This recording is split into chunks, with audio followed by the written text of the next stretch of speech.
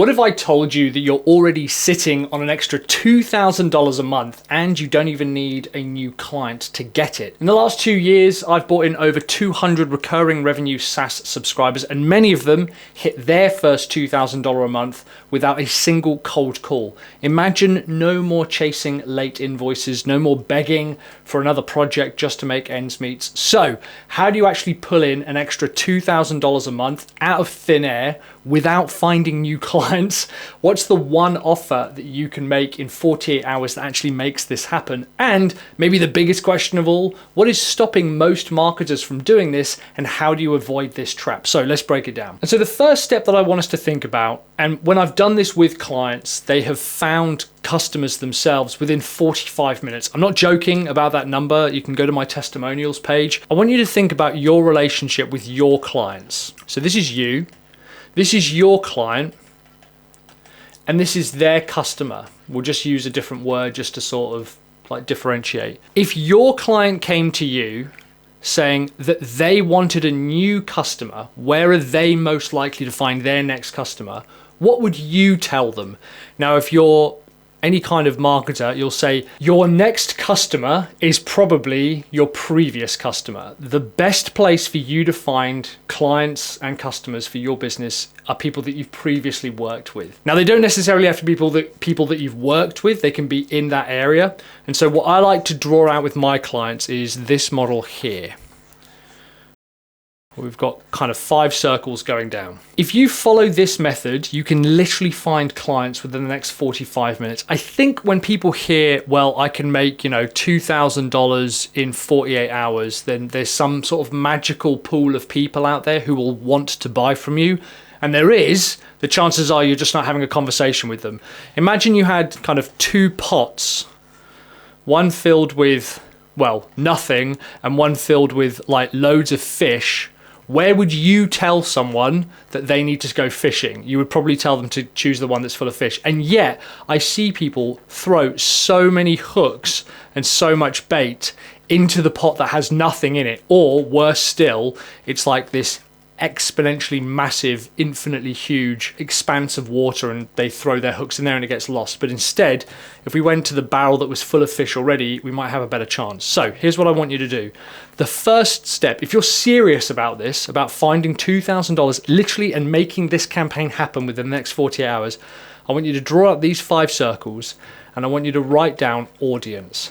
Now, audience is basically who is out there among all of your possible connections. This is everything from Facebook, this is everything from LinkedIn, X, this is your TikTok account, this is Instagram, this is your email. I basically want you to find absolutely everyone and list out just the locations where you interact with the world. It could be WhatsApp, it could be Facebook Messenger.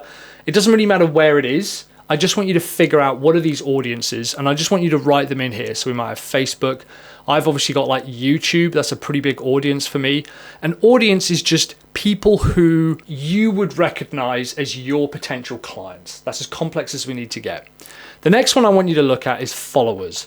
Now, followers are people who are not necessarily like literally your Twitter followers or your X followers or like your TikTok followers. It's essentially anyone who's in your audience who is aware of your material, who often engages with your content. So that could be a like when they've left a like, that could be an email open, it could be a reply. It's basically the lowest form of touch point that you could possibly have. Whenever I sit down with clients and do this, the first thing they say to me is, yeah, but I have no idea where I'm going to find clients. And when I ask them, like in an ideal world, and you probably ask your clients the same thing, do you have a list? Their first answer is no. Either when you dig into it, they say, yeah, we do have a list. It's very small. It's just got 12 people on it. Or it's got, 12,000 people on it. Everyone thinks their list is small. Doesn't matter how big it is, right? Or they say it's scattered, which means that they, of course, have worked with people in the past. They just haven't necessarily consolidated them down into one CRM platform. They're not in one list. Maybe they are or in Stripe. maybe a few of them are in PayPal, maybe a few of them are just like invoices. It doesn't really matter. What I want you to think about is, where are all of these individual places that we can start putting into one location? And even if you do only have 12 people on your email list, that still counts. I guarantee that the people on your list already are the most likely to buy. So a follower is essentially anyone who gives you the smallest amount of interaction. Maybe they literally follow you or subscribe to you. Maybe they literally have clicked like. Maybe they've given something like a reply. We then have, this is perhaps our most underused area, is your leads. Now I know what you're thinking. A lot of people have looked at this and gone, yeah, if I could sell to those leads, I wouldn't have this problem in the first place, Mike. And also, we sometimes feel a bit embarrassed about reaching out to previous customers and previous leads, because we think, but if I haven't sold to them now, why would they then buy in the future? Or if they have bought from you, they weren't, over the moon about the service. They complained a little bit about the price, and maybe even you're a bit embarrassed to reach out to them because you kind of feel, well, I got away with that. I don't really want to have to work with them again. Maybe they're a bad client. That doesn't matter. All I want you to think about is, who are the people who you have said, I can help you, I think here's how I can work with you, and here's some kind of offer. Maybe it's a proposal, maybe it was booking a call with them. Don't think too much about what the interaction is, but basically, do you have contact info and some kind of interest from them? Doesn't matter from how long ago. Next up, we have our clients, but this is past clients.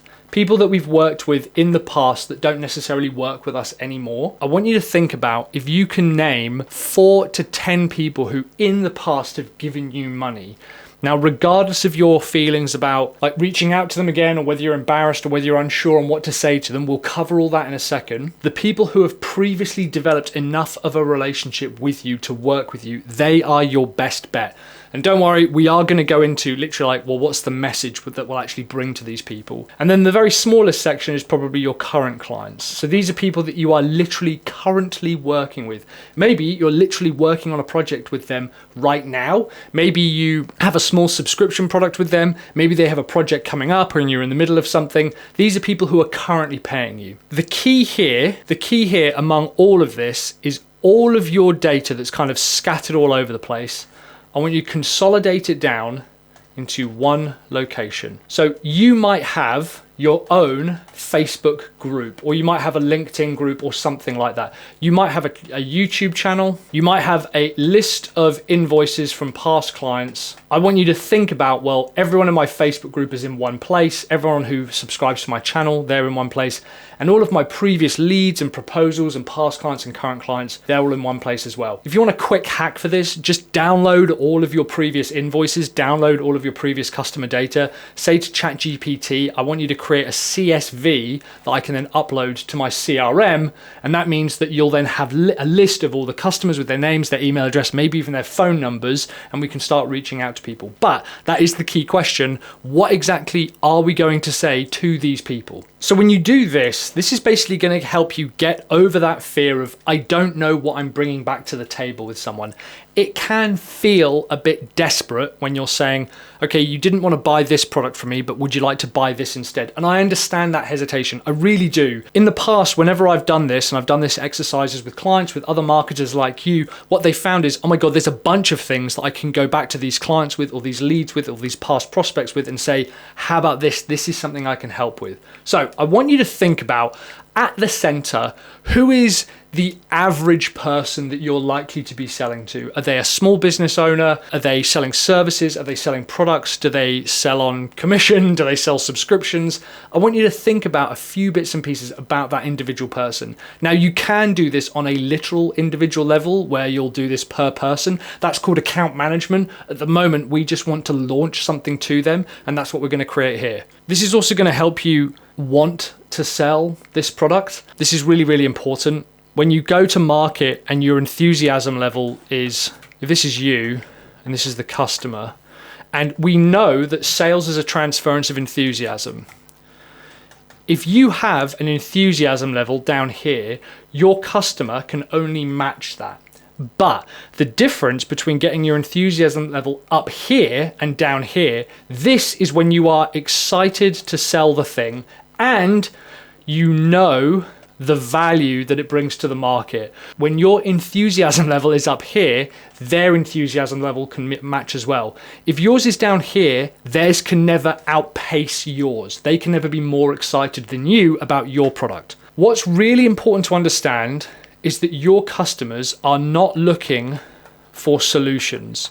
We might think they are, and we might tell people that they are, and we might tell other customers that they are.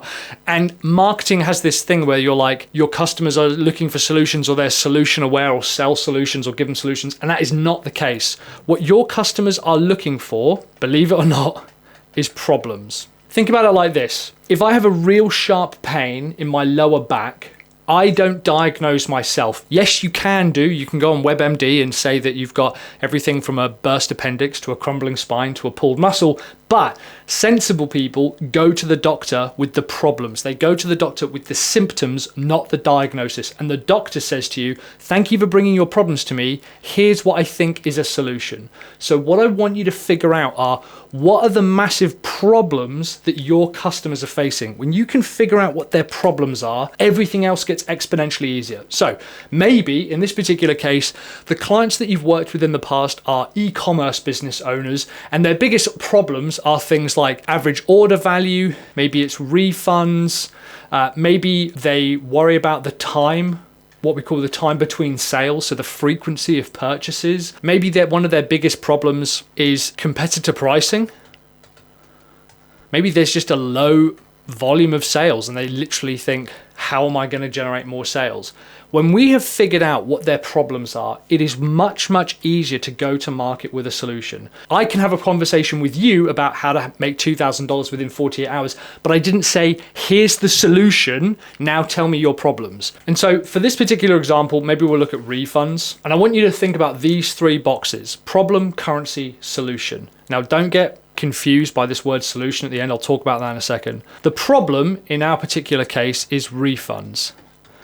Immediately, you might be thinking, well, there's satisfaction surveys, there's communication surveys, there's upsell campaigns, there's reach out campaigns, there's loads of things that we can do to solve this. Don't talk about that yet. Instead, what I want you to talk about is this concept called a currency.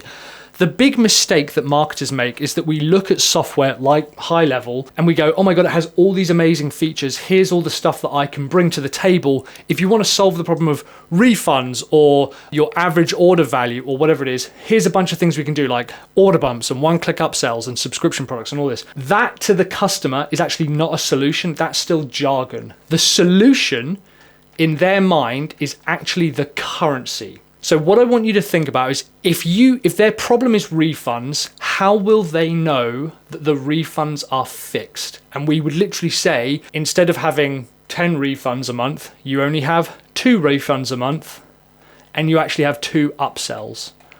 And that would lower your refund rate of, whatever it is, 10 a month, and that would mean you'd have $1,000 more in your bank account. That currency there is speaking to the customer's problem.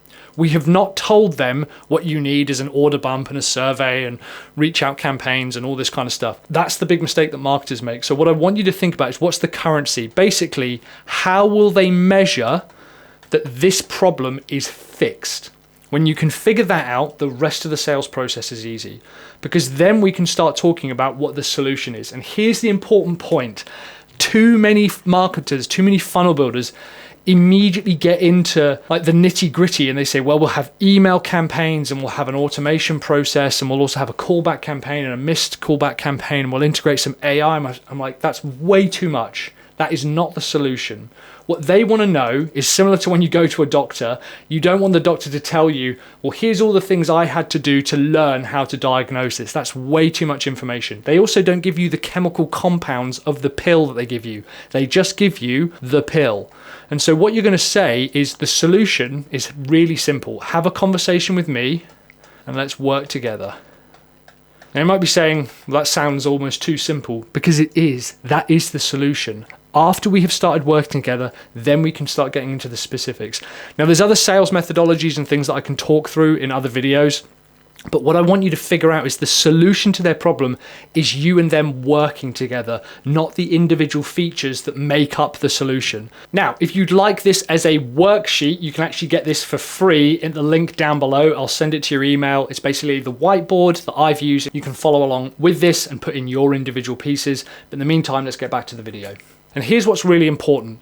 Let's say that we've got a $2,000 product. Now, in my particular case, I'm going to suggest that you have a $500 a month product, and we try to sell this to 4 clients. If you were to take the 2 audiences that you have, which is essentially your social and followers, and you also have your clients, they basically get the exact same message, which is along the lines of, hey, I have a way to help e-commerce businesses reduce refunds and add, $1,000 a month to their revenue. If you'd like to have a conversation with me, we can talk about working together.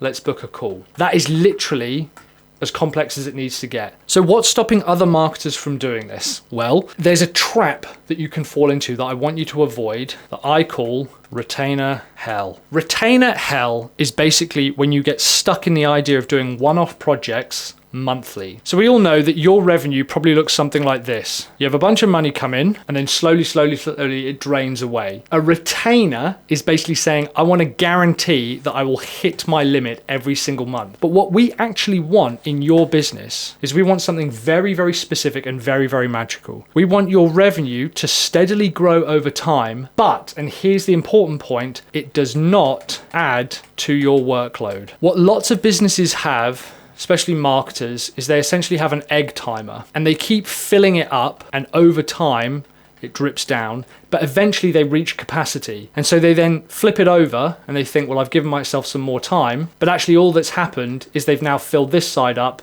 and they're now at capacity. What we want is a way to be able to continually sell this without adding to capacity. That's the important point. It's worthless you finding $2,000 worth of work if you have to keep doing it. Instead, why don't we reach out to our past clients and offer them some kind of subscription product that scales? Now, in this particular case, I like to sell a scalable, recurring revenue subscription product. Now, in the past, you've probably seen things like High Level, which is essentially a SaaS that you can white label, which means software as a service. Here's how I take this apart. If we make the assumption that something like High Level does literally everything, it does everything from A to Z, everything from ad attribution all the way down to Z listings, right? The key is to pick out 2 or 3, maybe 4 of the individual features and package that up as something that you can sell. Don't sell this SaaS does absolutely everything and we're going to sell it for $97 a month, because that's what everybody does. Everybody is trying to sell this type of stuff at $97 a month. What I want you to do is to say, for $497, we have a solution for e-commerce business owners who want to reduce refunds and add $1,000 a month to their average order value, or whatever it is that we worked out. Have a conversation with me. And we also have a way to be able to help with things like initial sales, tracking, ad spend, attribution, and all of that. But the focus, the actual offer, is this part in the middle here. When you go to market and you say to your audience and your followers, I've got this piece of software that helps e-commerce business owners reduce their average refund rate and claw back $1,000 a month, that sounds like something that people want to work with. When you say to your past clients, your past leads, hey Mike, how's it going? I know that we work together on your e-commerce site. I'm actually got some amazing new software that we're working with that helps reduce refunds. I'd love to check it out. I'd love to show you how it works. And all we're doing is cherry picking the individual pieces from something like High Level, white labeling it, packaging up and selling it for $2,000 or $500 a month. Now, you're probably wondering how you can guarantee results for your clients. That's why I've got this video here talking about how to guarantee $100,000 worth of results for your clients. So go ahead and click this video here, even if you're an absolute beginner.